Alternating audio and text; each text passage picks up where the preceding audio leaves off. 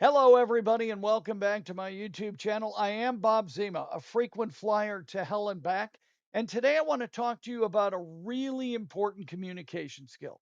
If you want your life to be better, happier, sweeter, more satisfying, if you want your relationships to be closer, more intimate, less tense, then you first need to advocate for yourself, as I talked about in another video, and I'll link that below.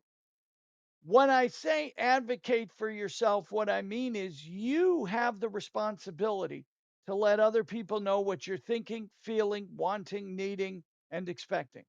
Sometimes that can be pretty intimidating because we often go about it the wrong way.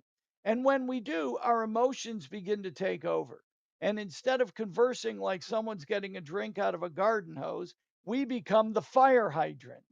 They become overwhelmed, we don't communicate effectively, the relationship and the dynamic becomes tense, and at the end of the day, we don't get what we want.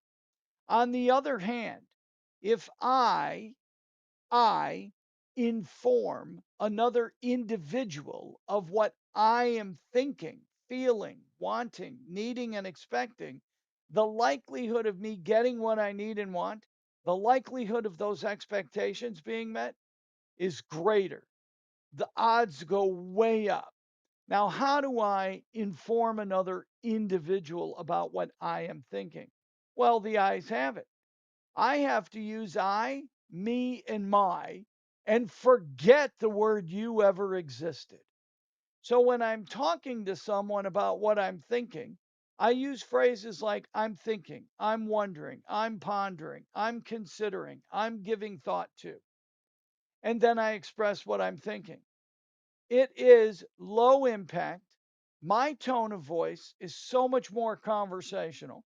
The other person stays focused on me because I say I, and their brain stays focused on me.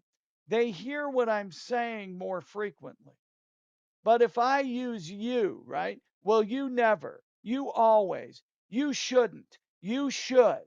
When I start to use the word you, guess what? Their brain stops focusing on me and starts focusing on them. My tone of voice becomes more, boom, boom, boom, becomes a little bit more harsh, becomes a little bit more accusatory, becomes shaming and blaming. It can even become commanding and demanding. You should, you need to, you must, right? Instead of me saying, hey, I'm thinking, I'm giving some thought to this situation, right? It would be really helpful for me if, right?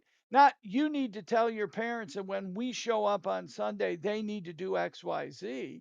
That's commanding and demanding. Forget you exists. I, me, my. I was thinking when we go to your parents on Sunday, it would be really helpful or beneficial for me if. Now you're sharing what you're thinking, you're feeling, wanting and needing and expecting, right? But you're using I, me, and mine. Forget you exists. When you use I, me, and my, like I said earlier, the other person's brain stays focused on you. It doesn't turn to themselves. They don't become defensive. They don't deflect.